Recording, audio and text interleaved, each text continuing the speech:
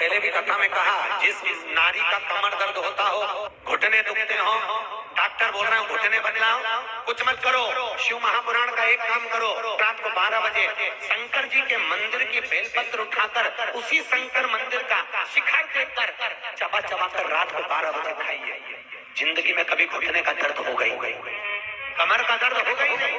शंकर मंदिर के बेलपत्र रात को 12 बजे उठाओ और उसी बेलपत्र को उठाकर शंकर मंदिर का शिखर देखकर चबा चबा कर खाओ। कई लोग बेलपत्र उठा लेते हैं, दूसरे मंदिर का शिखर देख के खाते, नहीं, उसी मंदिर का शिखर जिसकी बेलपत्र, जिस मंदिर की बेलपत्र उसी मंदिर का शिखर।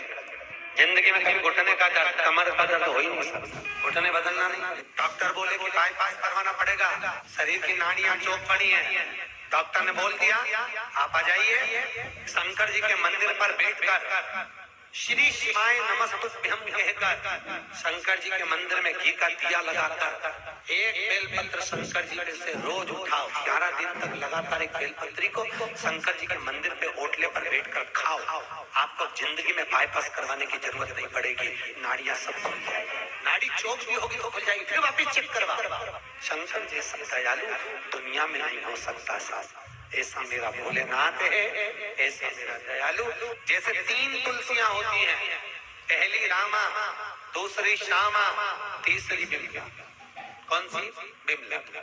3 तुलसी होती है, रामा तुलसी, श्यामा तुलसी का तो आप दर्शन कर लेते हैं। एक बिमला तुलसी होती है तुलसी जैसी। शुगर वाला मरीज जिसको शुगर की बीमारी है, अगर वो बिमला तुलसी का चौथाई से चौथाई हिस्से का भी टुकड़ा हफ्ते भर में या महीने भर में एक जरा सा टुकड़ा खा ले तो शुगर का लेवल बराबर रहता है, चाहे वो महीने भर में कितना भी मीठा खाए और डॉक्टर से कितना भी चेक करा। पर बिमला तुलसी का एक नियम है, उस तुलसी को खाने के बाद में शक्कर खाकर देखना पानी जैसी लगना चाहिए, तो समझना कि बिमला तुलसी। शक्कर अगर मीठी लगे तो वो बिमला तुलसी नहीं। उस तुलसी को खाया, खाने के बाद शक्कर खा के देखो, अगर वो पानी जैसी लगे तो समझ लो बिमला। गुड़ खाकर देख लो, फीका लगे, मिठाई खाकर देखना फीकी लगे तो समझ लो बिमला।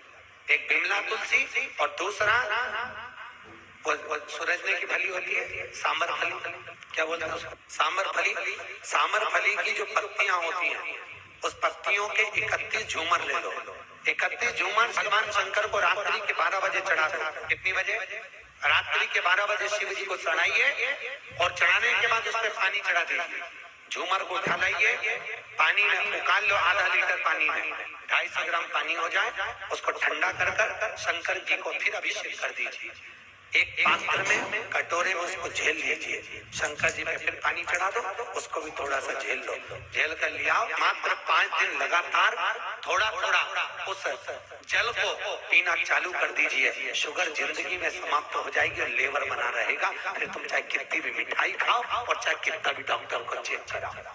शिव महापुराण की कथा कहती है, अकाल मृत्यु हो मरे जो काम करे चंडाल का, काल उसका क्या बिगाड़े जो भक्त हो महाकाल का। जो शंकर की आराधना में लीन है, शिव की अर्चना जिन्होंने करी है, जिंदगी में कभी रोग नहीं रह सकते और रोग से मुक्त है।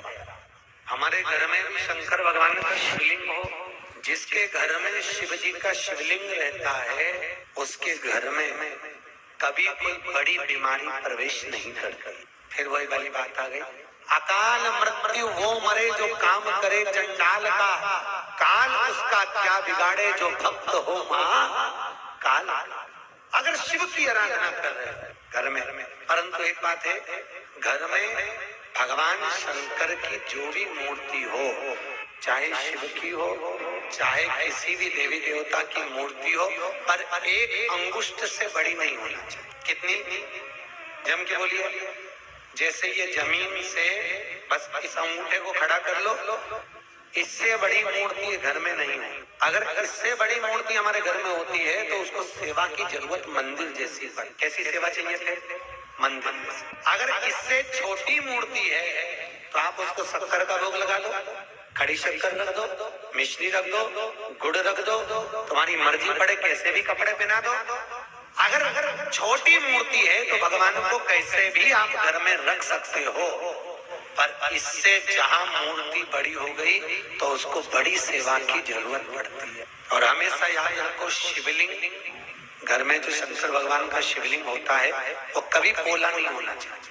वैसे तो हिंदू धर्म की शास्त्र रीति कहती है कि घर में कोई भी मूर्ति पोली नहीं होना चाहिए, किसी भी मूर्ति को पोला नहीं होना। लक्ष्मी जी हो तो ठोस हो, गणेश जी हो तो ठोस हो, देवी देवता, लड्डू गोपाल, कृष्ण, राम, सीता, कुछ भी तुम्हारे घर में हो तो वो पोले नहीं होना, अंदर से खाली नहीं होना चाहिए। जो मूर्ति घर में पोली होती है उसके घर में 1 रुपए कमाओ 1.25 रुपए खर्च वाला काम चलता रहता है, कभी जिंदगी में पैसा नहीं जोड़ता। घर पोला की पोला ही रहते हैं, कितना भी तुम कमा कमा कर लाओगे तो भी घर में दिखेगा। और किसी किसी के घर में अगर मूर्तियां अगर ठोस है, मूर्ति अंदर से अगर भरी हुई है तो अगर 2 रुपए भी कमाएगा तो घर में बचत दिखेगी। और अगर घर में मूर्ति पोली है तो कितना भी कमाएगा तो खाली की खाली ही दिखेगी। कई लोग कहते हैं महाराज जी हमारे घर में बरकत नहीं दिखती है, मेरा पति कमाता, बेटा कमाता, बड़ा बेटा कमाता, खूब कमाता, पर घर में पैसा नहीं दिखता, घर में पैसा नहीं दिखता, तो टिके कहां से?